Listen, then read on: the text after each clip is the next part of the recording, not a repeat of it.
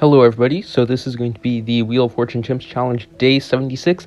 I got quad with Ezili, glue bottom path, and then I rolled again on the second tower, got glue bottom path again.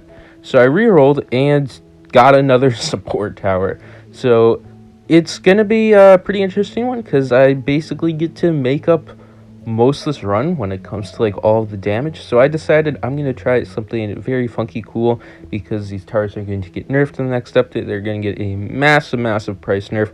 So we're going to be going for a double tech terror, which will be pretty neat. With the Ezili, it's not going to be like the most optimal combination, but it will work. Ezili is going to be able to take out the ZOMGs for us, and I guess the tech terror insides will clean up. Sai would have been a lot more effective, probably along with a few other heroes, but this works out.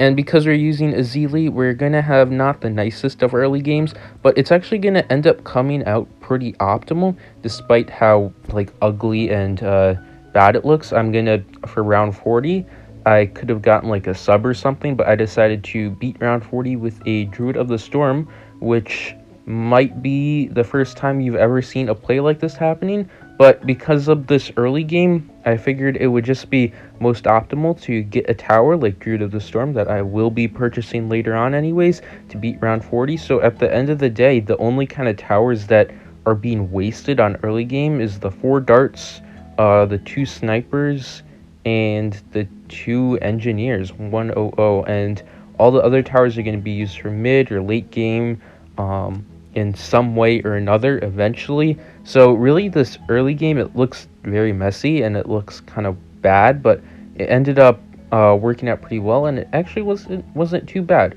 So we got Ezili down. I took a long time to beat round 40, so that was done off camera, but we came back with the Druid, and after this it kind of took a while to get my footing back on right, especially because I wanted to get double discount on each side for the super monkey and all the other junk that I'm going to get around there. So it took a while to get up to that point, but we did pretty well.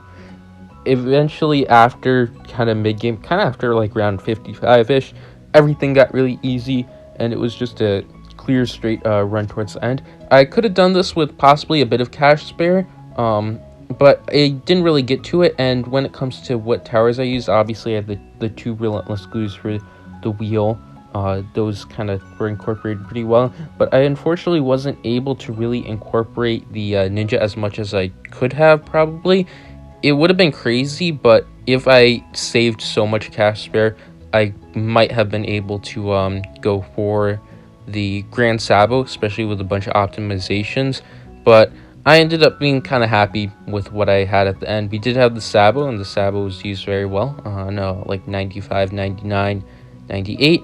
So I guess that was incorporated-ish. But the 2 relentless glues were there. Those were obviously doing a ton of work, as always, very strong towers. So yeah, that's this run. Ezili double tech terror quad with some basic support. The wheel like to give me some support this time. So yeah, that's it. Enjoy the rest of the run and have a nice day.